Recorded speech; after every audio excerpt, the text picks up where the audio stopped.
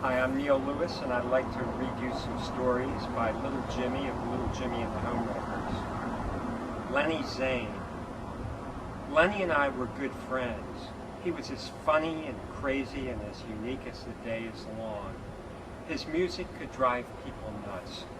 It could drive people crazy, and it bordered at times at brilliance. I've seen him perform some Cajun songs like Crab Boil that were straight-ahead Creole rock and roll, and others that had the crowd covering their ears. You just had to love his chutzpah. I heard he left the stage after a set and dropped dead in the clubhouse's bathroom. A fitting end to a unique club performer. I'll always love him and what he could put down. Vaughn's Market.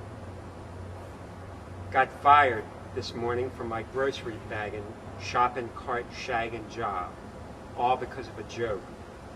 Was hired 8 months ago and humped like a fucking mule to show everyone I could outwork the crew of slackers.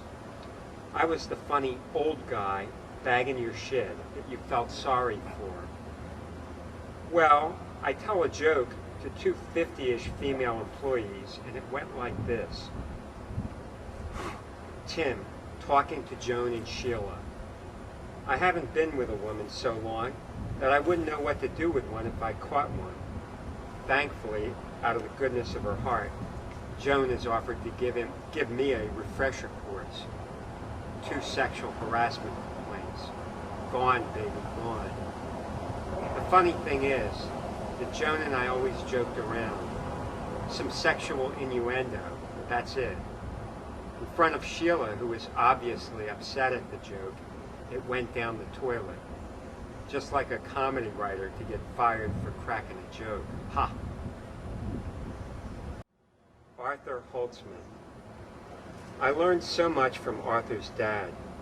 He was brilliant, a renowned electronic engineer, but was mental, like in A Beautiful Mind. The family would be trying to carry on a conversation around the kitchen table. All the while, Arthur's dad would be lecturing. I would hang on every word that the family ignored. Talk of tests by the government on mind control, for example. He knew his shit and was an insider. He made Arthur and his wife go to the cellar and put on the lead hats he invented. This will stop the brainwave modification. He was a Holocaust and Bergen-Belsen survivor. He would ask the question, what is the most important thing on this planet? He would run out of the room. A half hour later, he would burst in and scream, water! Water is the most important thing on this planet. I saw a story many years later about the Russians bombarding the U.S. Embassy with some sort of waves. The news said microwaves, but I don't know. Arthur's dad said, when the truth comes out, the government will call it microwaves. Don't be fooled. Vic's Place. When I was 15 or 16, wait, I hate using digits. When I was 15 or 16, I helped fry fish every Friday afternoon after school at Vic's Place in South Lawrence. What my mama didn't know, at least what I thought, was that Vic's Place was a strip club and Friday afternoons were prime time. The Lucchese family lived across the street in our new nice neighborhood. Lanker, Peter, was my best friend.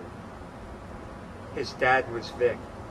You would never believe how many times I got burnt. That's Lawrence for burned, as a fry cook.